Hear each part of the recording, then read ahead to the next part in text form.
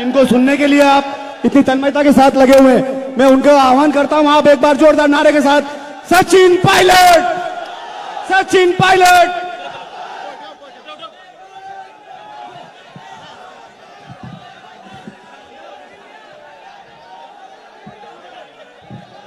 तराना विधानसभा क्षेत्र के आप सबके लोकप्रिय विधायक महेश परमार जी, मंच पर उपस्थित चरण सिंह जी, विजेंद्र सिंह जी, बाबूलाल जी, उमेश शर्मा जी, राम सिंह जी, कमल पटेल साहब, चरण सिंह जी, ब्लॉक अध्यक्ष महोदय, बंटू जी, इस चुनावी सभा में मौजूद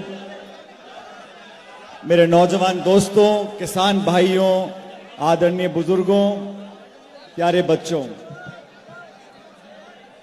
मैं सबसे पहले आप सबका धन्यवाद करना चाहता हूं, आपको शुक्रिया करना चाहता हूं कि आप सबसे मिलने के बहाने आज मुझे तिलकेश्वर महाधाम के दर्शन करने का मौका मिला और ये आपकी वजह से आज मुझे गोवर्धन के पावन पर्व पर,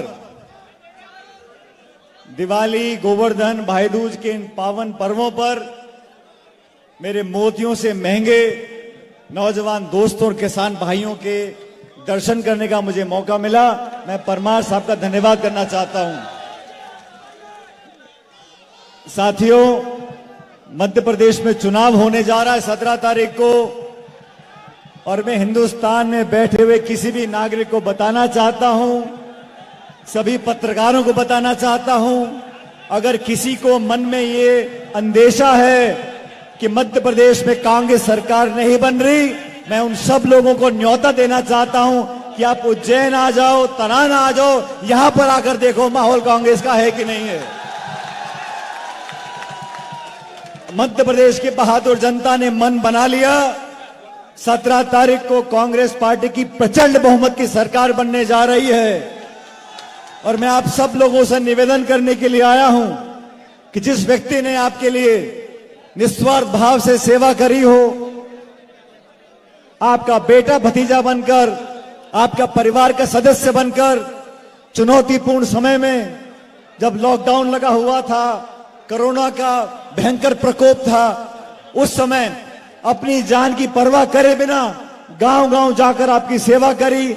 ऐसे विधायक हमारे भाई परमार साहब को आपको भारी बहुमत देकर, वोट देकर जिताना है।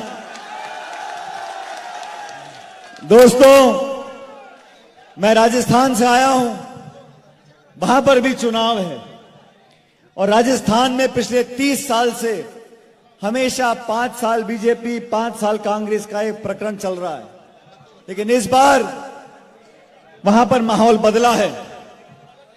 वहां पर भी कांग्रेस पार्टी की सरकार बनने जा रही है। आप सब लोगों ने पिछले 18-20 सालों में यहां पर भाजपा की सरकार को देखा और उससे भी ज्यादा केंद्र की सरकार को देखा। पूरे बहुमत की 2 सरकार दिल्ली में बनी। प्रधानमंत्री जी ने बहुत बड़े बड़े भाषण दिए, किसान की आमदनी दुगनी कर देंगे। मैं यहां पर मौजूद किसान साथियों से पूछना चाहता हूं, आपकी आमदनी दुगनी हो गई क्या किसी की? विदेशों में पड़ा काला धन वापस हिंदुस्तान आ जाएगा।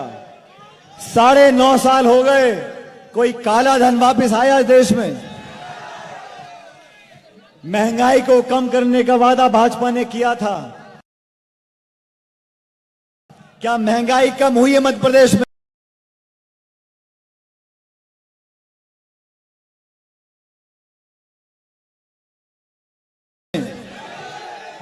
अब मैं बताता हूं आपको, गैस का सिलेंडर 1150 रुपए का, पेट्रोल डीजल 100 रुपए पार और देश में मजाक बन गया कि पेट्रोल डीजल देसी घी से महंगा हो गया है इस देश में।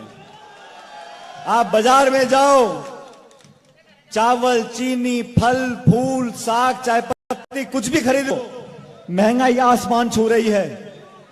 बेरोजगारी ऐतिहासिक हो गई है।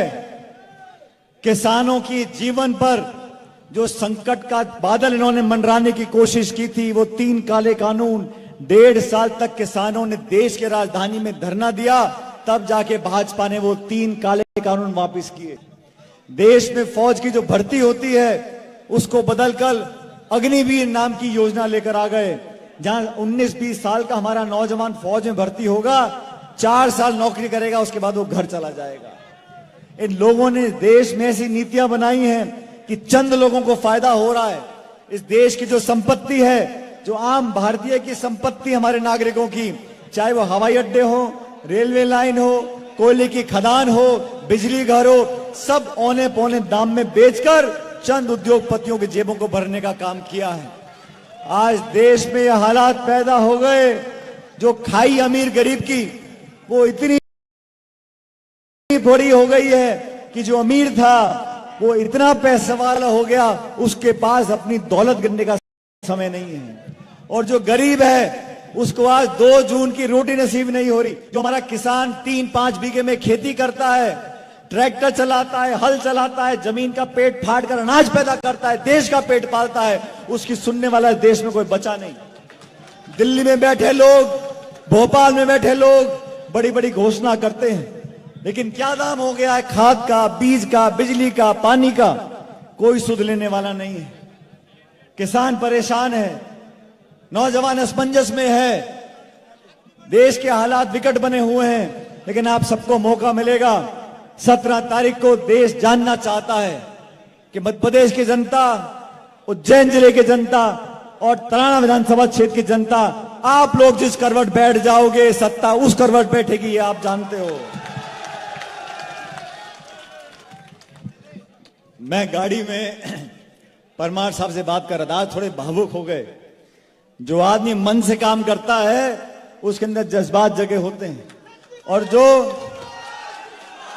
जो पाखंड की राजनीति करते हैं, लोगों को बांटने की राजनीति करते हैं, धर्म और मजहब की राजनीति करते हैं, जाति और गोत्र की राजनीति करते हैं, मंदिर मस्जिद की राजनीति करते हैं, वो सिर्फ भाषण देते हैं, काम करने से उनका कोई सरोकार नहीं।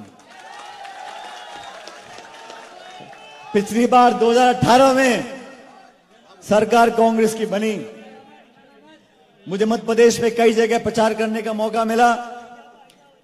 मुझे तराना भी आना था, किसी कारणवश मैं यहां नहीं आ सका, लेकिन आप लोगों ने पिछली बार तराना से कांग्रेस पार्टी को जिताया 5000 वोट, कितने से 2200 वोट से परमार साहब जीत कर गए थे 2018 में।